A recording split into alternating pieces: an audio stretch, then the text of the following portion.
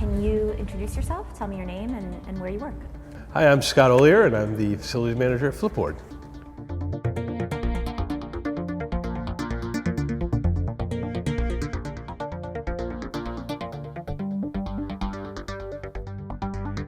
How long have you been doing facilities management?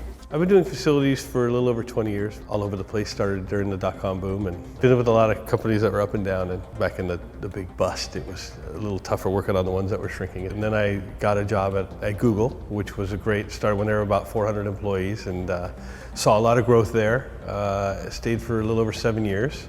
Spent a little over 4 years at Facebook too, so I started there when there were about 550 people right here in downtown Palo Alto as well, and helped watch a lot of growth there and support that. So it's been a good ride. It's been a lot of fun.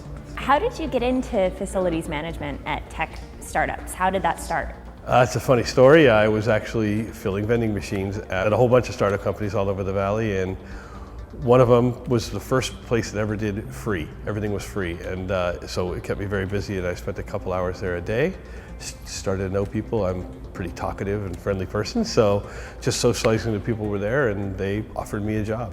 I kind of started at the ground up and learning on the fly. So, at what point in a company's growth do they need to hire a facilities manager? Well, it's different for every company depending on what you need. Generally, they'll start with an office manager or somebody to help order office supplies and food. In Flipboard's case, they just closed a round of funding and they were going to be ramping up very quickly in employees and hiring. And so I think that's when it's critical, when, okay, you get to a point in a company where now you're going to be growing rapidly, you really need to get somebody in that knows what they're doing. With more people comes more of everything it takes to support people. So, what does a facilities manager do? Facilities manager is really in charge of the environment. So when you think of a company and the culture of the company, it's my job to ensure that the environment around that helps cultivate that culture, including the buildings, the refreshments, the food, the events, anything we need, transportation. I'm usually here before 7 a.m. and so I'm here early, get some stuff done, and usually by the time people start showing up, my day completely changes. You kind of need to be a jack of all trades. You need to know, I'm not an expert in any area, but I know enough not to get snowed over by somebody. I know enough about mechanical systems, but there's no means of a mechanical system expert. I can look at a set of plans and make sure that they're right. I need to know how the guy fixing it isn't BSing me. So you need to know a little bit about everything. So if everything's going well, what you do is not even noticed, really? Absolutely. Behind the scenes, I had an old manager at one point said, it's almost like we pop up and then disappear. But it doesn't have to be that far behind the scenes, but yeah, just make sure the work environment is where it needs to be to help cultivate the things the company's trying to accomplish. Can you give me an example of what might be included on any given to-do list on a day? I'll come in the morning and I always check all the conference rooms and make sure that they're operational and ready for users. We have a lot of meetings we have to change this space around for, or supporting the IT, like they need to move a wireless access point, so I'll be able to do that. But all the way up to negotiating a lease, or we're growing, so we're looking at other markets, and so talking to landlords and negotiating leases in other spaces. So it's kind of top down, a little of everything. You never know what's going to happen.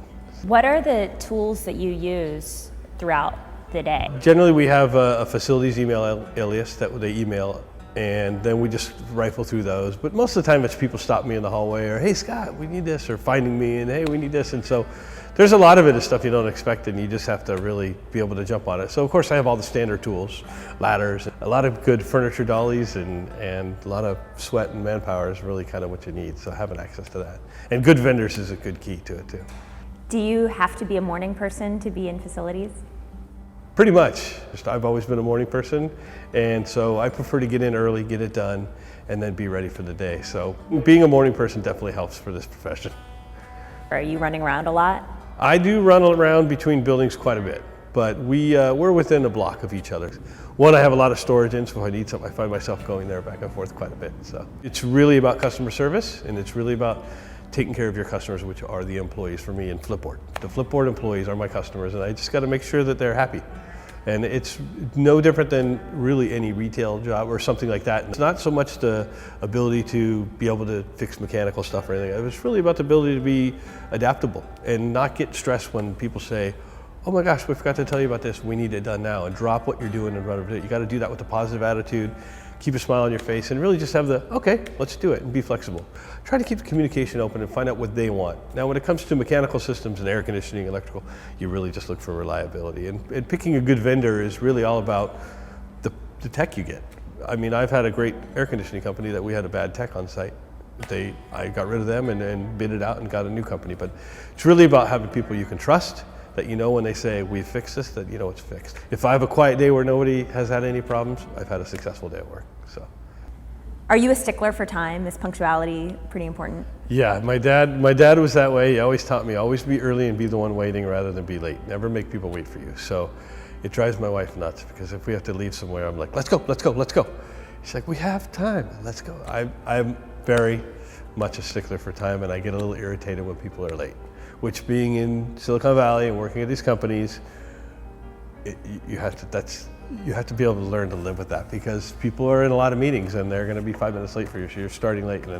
But I make sure if somebody says let's meet at 9 o'clock, I'm there at 5 minutes to 9. I do my best to do that, and I have walked out of meetings that were running long. Like, sorry, I don't want to be late for the next person. And when you make a to-do list, is that something you write? Do you use pen and paper? How do you like to work? I'm an avid pen and paper list person. I always make sure I make coffee in the morning, have a cup of coffee, sit at my desk, go through my plan for the day.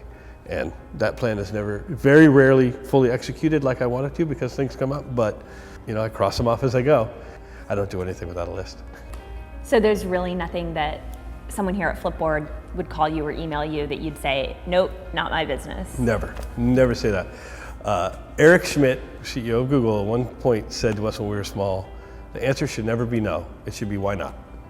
So I've always kind of taken that as, I will never tell anybody no. I'll say, well, let me find out. If I don't know and it's not me, I'll find out for them, and I'll put them in contact, or I'll just reach out and take care of it for them. It's what we should do. I mean, hey, I'm here to support everybody, no matter what it is. So that's what I love about my job. That's why it can be a million things at once. I've been asked questions, I'm like, I've never had that before. I gotta, now go figure that out. But that's the fun part of it. It's never the same thing 2 days in a row.